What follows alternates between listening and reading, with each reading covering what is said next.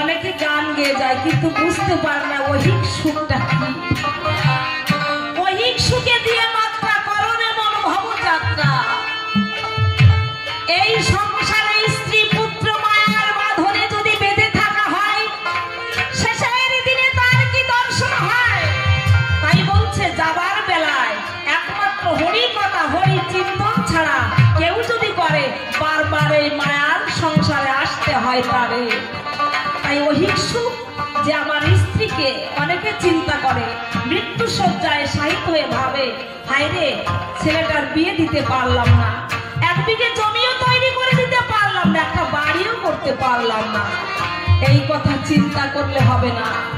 যাওয়ার সময় যদি তার কথা মনে না পড়ে যায় তাহলে তার দরজায় গিয়ে ফিরে আসতে হয়। তাই অভ্যাস রাখতে হবে, সকাল সন্ধ্যায় নিয়ত তার কথা চিন্তা করতে হবে, তবেই তো বাবা শেষের দিনে তার নাম পড়বে মনে রে।